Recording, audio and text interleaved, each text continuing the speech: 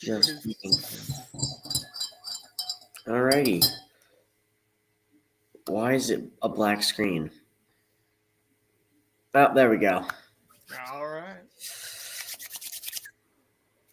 Alrighty. Ladies and gentlemen, welcome back to another episode of Beyond the Snap podcast.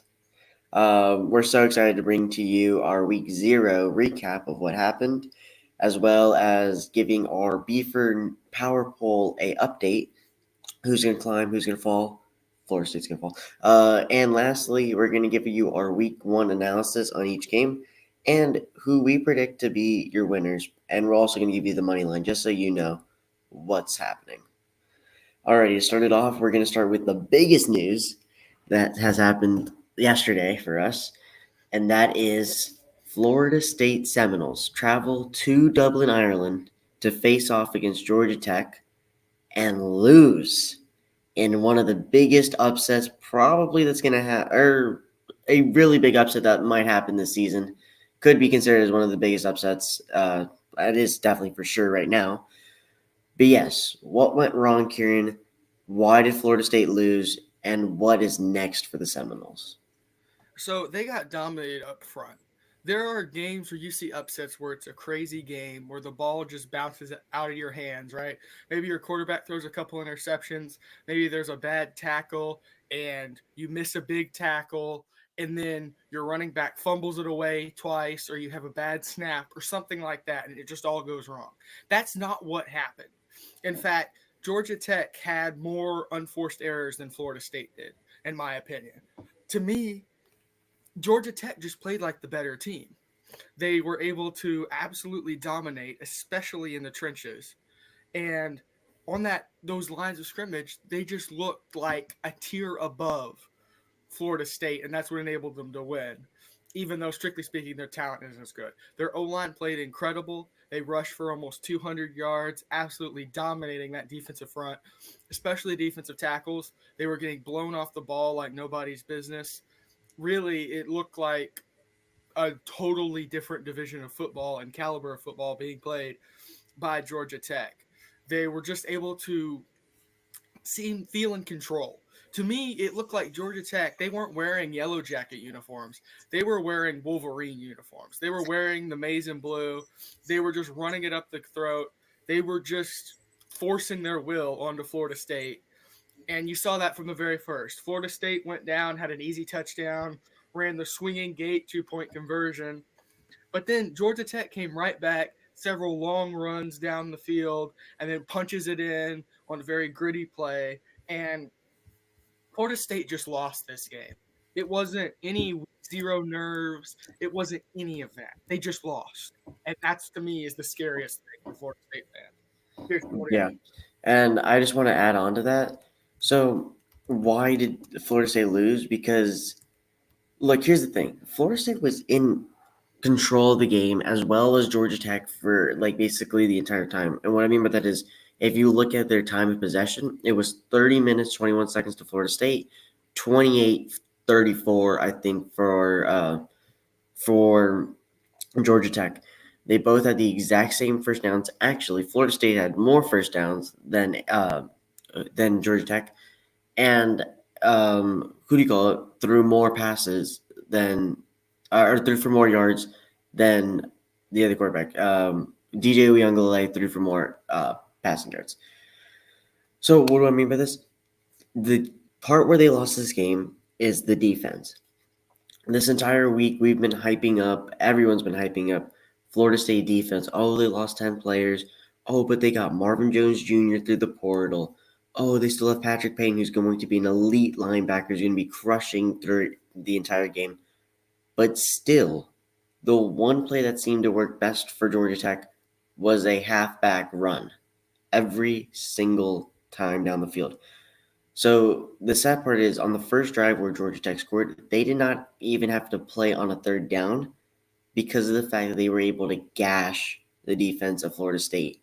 Patrick Payton, who we've been hyping up for so long, had in total one tackle, and it wasn't even a solo tackle; it was a assisted tackle. That's just sad news for Florida State. I think Kieran is right in the fact that Georgia Tech dominated this entire time, even though literally every single statistic shows that they had the most even game. When you really looked at who was running with the ball, it was clearly Georgia Tech. DJ Uyunglele looks uncomfortable in this new offense. Lots of screen plays. He doesn't look like he's going to air it out that much, and it just didn't seem like it was a good fit at first, especially for this first game. Florida State may have been jet lagged. I know that they left relatively late in this week instead of leaving early. Where I think Georgia Tech left on Tuesday. Florida State didn't leave till like Thursday or Friday, so jet lag could have played an issue. I honestly, if I had to blame this win, I'd blame it on Norvell. I think Mike Norvell was overconfident in his team. I think that he thought that they could get away with stuff because they're this top 10 team in the nation, like the big dogs. But realistically, he overplayed his hand. He chose not to make things that he chose not to go places that he should have gone earlier, like move to Ireland earlier. He didn't play how he should have. He should have thrown the ball more. He should have let DJ Uyunglele have more control. And this was just a total loss on both sides for Florida State. So we'll see how they move in the BFER polls when we get there after these week 0 predictions. But that's how we saw Florida State shake out. Yeah, and one So other thing, DJ Uyunglele went 12 for 14 in the first half and averaged negative 0.1 air yards. So he was not airing it out.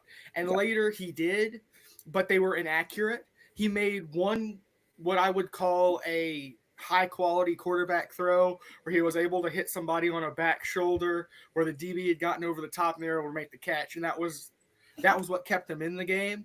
He was able to make one throw like that, but otherwise it was inaccurate. It was sporadic. He was getting pressured. He didn't have any composure. He got sacked and tackled a couple of times, and then he really wasn't able to add much with his legs either.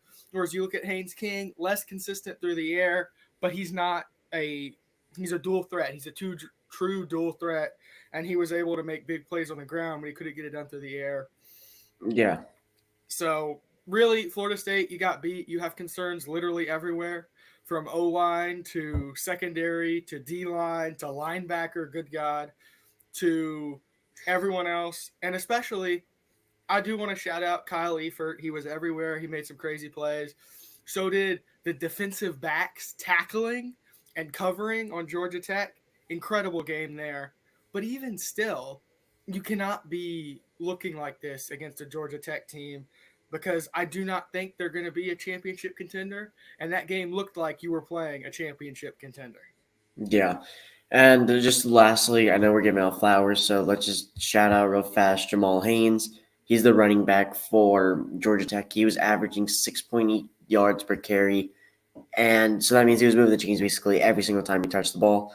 And he ran in for two TDs. I mean, phenomenal game for Georgia Tech. I'm actually really surprised to see how is ACC now going to shake out because now Florida State. And then last thing I want to add, Florida State was favored to win the ACC. They were plus 250 odds to win, followed by Clemson, followed by Miami. So now that Florida State has lost to Georgia Tech, how have all these odds shaken out?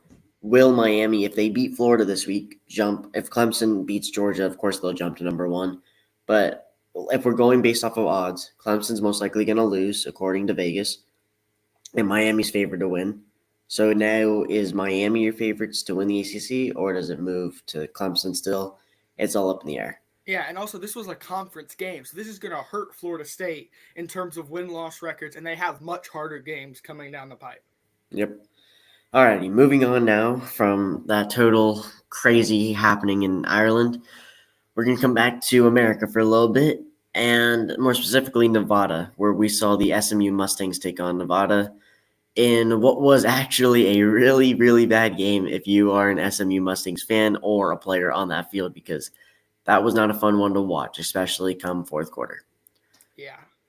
So to start it out, this game was airtight the entire time, and it was actually a pull away for Nevada, who was favored to lose by 44.5 points. So crazy spread on that one. Turns out when there was 8 minutes left in the fourth quarter, Nevada taken a two what's it called 2-score lead. 2-score lead. Good I don't know what I was lord. thinking. I was thinking 2-down lead, but 2-score lead. They were up 14 points, and then luckily SMU. I mean, if you're an SMU fan, luckily you were able to claw back, score a touchdown, convert a 2-point conversion, and then get down the field and score again. But a really, really shaky game, especially for SMU. And SMU again was hyped up after they won in their last conference and then moved to the ACC. So right now the ACC is looking very, very weak in my opinion. So just a little bit of stats from that game. Preston Stone did okay. I believe he had 254 yards, 2 touchdowns, 2 interceptions. Nothing bad, but I mean, it wasn't a great game. Nevada had a great defensive game. They had 5 tackles for a loss in the backfield, same as SMU. But where they really won the game, or where they won in their aspect, is they had 8 pass deflections. A lot of Preston Stone's passes were getting deflected. He was throwing them poorly, or the wide receivers can make a play on the ball, allowing for Nevada to do really well. And so that's another reason why the game was airtight. And Brandon Lewis, he was the quarterback for Nevada, if you don't know. He was actually the leading rusher on Nevada. He had 77 yards on the ground and I believe 100 and something in the air and threw for 2 touchdowns. I think he had a phenomenal game. If you have 2 touchdowns for passing 150 yards in the air and 77 on the ground, it really does gash SMU. And then again, it opens up questions for these dual threat quarterbacks in the ACC. What happens when SMU has to play Miami? Okay, Klubnik, Cam Ward, all these different guys. Like it's going to be a very big toss up. So that's my analysis. Kieran, what do you think? Yeah, so SMU kind of sleepwalked through this one, and this to me is more attributable to week one nerves than not Miami, the Georgia Tech game was for Florida State, because SMU was still able to. You saw flashes of that SMU was a much better football team. In the end, their big boy tight end was able to just dominate his way down the field, and you could see the physical difference. But Miami was just had an amazing game. Their defensive coordinator and defensive staff just did awesome, especially in the secondary at playing aggressive but not drawing a penalty. Perfect game. Props to them. Even were able to stick in man, but they left the linebacker on that big old tight end, and he was able to just gash him and score, and that was really what won the game for SNU. So to me, it's a lot of week one nerves. Yeah, you were down by 2 scores to Nevada at one point, which is really unfortunate, but you were able to overcome and just get what I think is a solid amount of film to work on. But I think SMU can get better, whereas Florida State, I don't really see a whole lot of tangible areas where they can easily improve. Yeah, well said. So yeah, that game. Here's a little fun fact: we both did predictions last week. I don't know if anyone saw. If you watched that episode, please leave a like and comment that you did. So we had, well, at least on my side, I had probably some of the worst predictions I've ever heard of. And on Kieran's side, Kieran did outstanding. You got to give him his flowers because Kieran did well in his prediction. So I don't have the exact numbers. I was looking for them, but I do believe I said FSU is going to win 44-10 against Georgia Tech. How far off was I? I predicted And Georgia Tech 24-21, and he called it on the spot. which is Um, incredibly rare. And do not raise your expectations. I'm not that good at this, I yeah, promise. and then we both predicted SMU to win by a good margin, and that did not happen. But again, that is nerves. And then the Hawaii game, we both predicted that to be a pretty big win for Hawaii, which at least we both got that one right. Alrighty, so yeah, and then just lastly, just to housekeep, Hawaii played Delaware. I don't know if anyone really watched that game. It was a very late night game, especially if you live here in Texas. I believe it kicked off at like 11 p.m. Anyways, Hawaii did their job. Hawaii handled business as usual, winning 48-7, I believe. Kieran, anything else you want to add about that game, or just? No, we can roll on. All right, let's move on to our updated BFER polls. So, ladies and gentlemen, if you don't know what the BFER polls are, they are actually what me and Kieran have created for our power poll, our power rankings, you could say. The good thing about our BFER poll is we go based off of what we believe is the right order. And if you don't agree with us, then you're wrong in all aspects. We're always right. No offense. I'm kidding. Um, so here's our updated roll. So we had last week, here I'll show you. In preseason, we had Florida State ranked 15 in the BFER poll, while this season we have them all the way down, or after this week meeting, we Yeah. have them dropping to 23. Yeah. So, So they're dropping 8. I'd like to explain that the reason we're going based off of what we think the ceiling is, right? If this team plays to its potential, exercises its full power, who can beat that team and who is going to lose to that team. So we thought they could maybe eke out a win against Kentucky. They should be favored in that game, I would think, still, based on our predictions and the stats we take into account and what the players they have and how they played. So they dropped 8 spots, and then we did not add Georgia Tech because we still feel that a team playing at its full potential should be able to beat a team like Georgia Tech. But should they continue rolling, obviously their potential will go up. They For us, we do have the rest of the ranking. We just don't show it to y'all because y'all, who cares about who is ranked 52nd? But we had Georgia Tech. They were in the 50 to 75 range, and now they're in the 25 to 50 range. So a big jump. Y'all just didn't see it. yeah. So And just to yeah, expand, Florida State, it's hard to move them outside because we know that they have talent for days. Again, week 0 and week 1, there's a lot of commotion that could happen. But again, you have to give some props to the players and say, like, look, it may have just been like first game jitters. It might just be a fluke. Mike Norvell might not understand how his team is going to operate. Again, we saw this with Alabama last year, and everyone wrote them off immediately. Oh, you almost lost to USF after Texas. Oh, Alabama's done for. They don't know who to start their quarterback position. Alabama made the playoffs, and enough said is about that. So again, Florida State, we cannot write them off. They still have a great team, a great linebacker, a great defense in general, a solid QB who's proven, great running back room, decent wide receivers. I mean, we cannot write this team off immediately. And so, based off of if everyone played at their peak performance, Florida State would still be arguably better than Kentucky and Iowa State. So, they're still going to get docked because you have to. If you lose any games, you're getting docked, but we cannot throw them out. And again, Georgia Tech, phenomenal game. Again, props to y'all. But again, we don't know how Florida State would have played if this was maybe week 7 when they actually understood everything fully. We don't know how Georgia Tech would have played. So, yeah, Georgia Tech, like Kieran said, they were in the 50 to 75 range, just like hanging in the background. After this upset, I mean, major jumps, probably jumped up 30, all the way up to now, probably around that 30 to 39 mark, I would say. Um, but yeah, so this is our updated BFER poll. We're going to do this every single week. And we just wanted to give y'all a little taste of what happened after week 0. Alrighty. So, coming back to it, now we're going to give you our week 1 predictions. Kieran, would you like to start with our first game? yeah. So leading off the ticket, we have the absolute best game of the week. It will not be beat by any other game. TCU plays Stanford. Um, so TCU is favored by 9. The question is this a bounce back for TCU? Can they maintain a higher caliber of football than we saw last year, more akin to their playoff run a couple of years ago? The big question for me is, are they a program or a team, right? Have they been able to replenish talent? They've been looking good, but can that translate into a win against Stanford, who's not a great program, but should be a comparable foe for TCU to go against? And for my prediction, I have TCU winning 42 to 35. Yeah.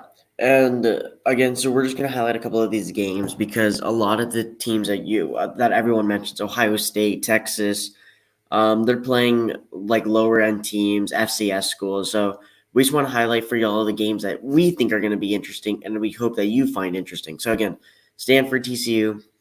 Again, this is a comeback season, especially for TCU. You had a phenomenal year 2 years ago, then a big fall off, like outstanding fall off for where you were, allowing Colorado to beat you at home. So now you have to you got to climb back on the mountain And we think there's no better place to start with Stanford. Stanford, of course, has moved from Pac-12 to ACC. TCU still in the Big 12, and TCU, you have a shot to win the Big 12 if you play your cards right. I know it's going to be hard. You're going to have to go against Oklahoma State, Utah, all these big schools, Kansas State, Kansas. But we do see a revitaling season. I know we talked about this when we were talking about Big 12, and we said that we see you going to be back on the up and up. We did it on our tier rankings, and so we do see this being a win. I predicted this game to be a win for TCU. I didn't actually write it down, but I'm going to go with 35-21 TCU. Alrighty, moving on, we have the second game that we think is going to be pretty interesting. Again, these are in no order, but if we had to order them, I'd assume this is where ESPN College Game Day is going. This is Clemson Tigers taking on the Georgia Bulldogs. College Game Day actually announced that they are going to the Texas A&M game, Notre Dame game. Well, College Game Day is pretty stupid, so. Yeah. Well, so Georgia plays Clemson, and this is a game with a lot of questions. It is the win at all costs team versus the win the right way team. I am rooting for Clemson. Kirtan is rooting for Georgia, but let's go Clemson. Let's do win it the right way. Well, it helps when you're every time one of your football players steps in the car, it's not a GTA simulator, True. And that's why y'all won a national championship, what, 12, 14 years ago? All right. Yeah. So I thought. Clemson, the biggest question is, can their offense improve? What does Georgia's O-line look like against Clemson's D-line? Because Clemson's D-line is top tier, or it's supposed to be top tier, but so was Florida State's, and they got pummeled by Georgia Tech. Can they be a contender? If Clemson keeps it close, I think there's really good chance for them to win the ACC because there's not a Georgia caliber team in the ACC. It's the ACC. So lots of opportunities here. It's a big game. I will most certainly be watching. And that's kind of the keys I have. And I've got Georgia winning the game 35-28 in a close one. Yeah. I think another thing that needs to be mentioned is how will Kate Klubnik fare? Kate Klubnik is going to have a major improvement season, or Clemson could be in turmoil and might have to look for someone new to start because he really hasn't shown strides since that first game when he replaced DJ Uyunglele, I believe, 2 years ago. Dabo needs the win. Clemson really just needs the win for morale. Georgia, let's talk Georgia side. Georgia knows that they need to facilitate. They're still considered the best team in the nation, according to AP polls, according to basically everyone. So the question is, how do you really facilitate this game? How do you get the win? And I think you do this by constantly going to the run game. You have a great running back in Trevor Etienne. You have a great quarterback, wide receivers. I mean, everything is there for Georgia. They just need to execute. And if the Bulldogs do, we could be seeing a repeat of the 2021, 2022 years. And it's just a great way to start off for both teams. So if either team wins, it's a great way to start off.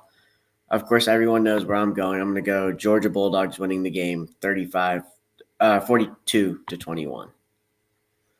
Okay. Say, Kirtan almost didn't predict his Bulldogs by a country mile. Good one. Oh, yeah, I did. 21-point win. All right, here's another fun game for everyone. This is a rivalry game, first off. We have Miami taking on Florida in the Florida game. I don't know what it's called, but I'm going to call it the Florida game. So, Kieran, why don't you break this down for us? So, this is, to me, the biggest, most important game for the rest of the season in week one. Miami, the question is, are they as good as they have been built as? Obviously, huge amounts of talent. You've got a crazy good wide receiver room. You have who could be the best quarterback in the country in Cam Ward. You got Restrepo. You have a very solid defensive front seven, but do you have that secondary? And that's my biggest question for Miami. The other question is, we've already seen one transfer quarterback not pan out, at least in week one, in DJ Uyunglele. Does Miami's pick pan out? I think it will. I've been high on Miami, but obviously that's a question because you have a new quarterback. Now on the Florida side, how do they recover and what is their outlook going into this year, right? You lost a big piece in the transfer portal to Georgia at running back. You still have Graham Mertz. You lost Ricky Pearsall. How does your offense recover? Is it still as okay as it was last year? And are they a solid team? We think they are. The talent and the development that Florida's created, I think, makes them a very solid team. But the question is, how are they able to hold up against the Miami Assault? I have this being a close game just because it is week one, and I don't know if Miami's going to quite find their stride yet, but I still have Miami winning at 38-35. Yeah. And Kieran gave you a great analysis on this game. I would just say real fast, I think Miami, just in terms of how the ACC has shaken out so far, I think now is the time to really prove that you're the top dog. I think it's going to be you and Clemson now, especially after Florida State. I mean, I don't want to write them off, but I mean, it's not trending well in their situation right now, as of now, against Georgia Tech. I think here's where you establish that you're one of the better teams in the ACC, if not the best team in the ACC. You rely on your quarterback. I mean, you try to get him comfortable as possible. I feel like if you get them comfortable, like DJ Uyunglele was towards the back half, they can make better throws. They'll understand the offense. Cam Ward, you have a dual threat capability. Use it to the best of your advantage. And Florida, for you, I think this is a very important game because of the fact that I think this shapes the rest of your season. I think that you need as many wins as you can get, especially since you're playing no win November, as we like to call it. And Yep. so let's just go off of the hypothetical that you lose every single game in November. You technically have the hardest schedule in all of college football. So if you win 8 games and you lose 4 games, there is still a case for you to be. There's still a case for you to make the playoffs. So every win matters. Start off with a high note. Start off with a win against a ranked team, and then work your way up from there. I have predicted this game to be 38-24 Miami. Sorry, Florida. But you can still do it. We believe in you. Moving on, we have a battle on a Sunday. So in exactly 1 week from now, we will be tuning in and watching LSU USC. Hopefully, we'll try to do the episode later if possible after the game. If not, then we're just going to give you another prediction and we'll talk about it on the future episode. But LSU USC, that is going to be a fun one happening on Sunday on November 1st or September 1st. What can be said about the game besides the fact that it's going to be a battle of quarterbacks? Both quarterbacks are going to be brand new, as we saw that Jane Daniels left, as we saw that Caleb Williams left. So it's really what's up to the imagination now. How can they fret? And then another thing is their defenses. LSU had the 110th best defense last year. USC had even a worse defense than that. So it's who's really going to step up to the plate, make the tackles, make the big plays, and change the outlook of the game. I have predicted this game to be 28-21 LSU. Yeah. So, again, Kirtan, great breakdown. It is, I think, one of the more interesting games of the week. It stands alone on the Sunday, but we really have a great slate this week. Amazing week one slate. Super excited about it. I have LSU 31-27. Nice. Alrighty, and then moving on to what is actually college game day. I was wrong. I would think that they would choose a more interesting one, but they chose probably a game that might be a little bit closer. Notre Dame taking on A&M in Aggieland College Station. This game is going to feature a spread of -2.5 in favor of A&M. Again, when it says 2.5, you can just pretend that number means 0 because that means that they're just giving home field advantage to whoever has home field. So if this game was played in Notre Dame, they'd be -2.5. Since it's played here in College Station, they're going to be A&M's going to be favored 2.5. What are some key points of this game? Riley Leonard, again, a lot of transfer quarterbacks have been moved, and one of the most notable is Riley Leonard to Notre Dame, leaving Duke, I believe it was. And so here's the thing: how will he fret against A&M? A&M is trying to revitalize their winning days, trying to get back on the mountain, and they very much can. Mike Elko is ready to implement his defense. How will Riley Leonard face against Mike Elko, both Duke guys? It'll be a little bit of a rivalry, a little bit of a rematch between coach and player. The other thing is Can Connor Weigman break the Notre Dame secondary? I think that's going to be a really fun one because Notre Dame secondary, I mean, besides from Ohio State, is considered one of the top-notch secondaries in the nation. And yeah, so and how will Aggies defense do with all their losses and most notably Walter Nolan? I say that Aggies win it. I think it's going to be very, very close. And so for that point, I put it as 24-14 A&M. The only reason it's a 10-point game is because I think there's going to be a late score. Yeah, Kieran, so great analysis again. My other thing is both A&M and Notre Dame have a great second row in their linebackers. So who is able to play better? Are you able to see Torian York come out on top? Or is that Notre Dame core of linebackers able to make some plays? That's my big question. I think Notre Dame gets it done. Obviously, for a Texas fan, this is a horrible pick to make, but I pick Notre Dame 24-17. yeah, Kieran's going to enjoy this game as much as possible. Alrighty, and that will actually do it for this week's episode of Beyond the Snap podcast. Sorry we're not doing any more bold predictions. That window has closed because now we are in full kickoff season. Expect a lot more content coming your way, especially after every single game.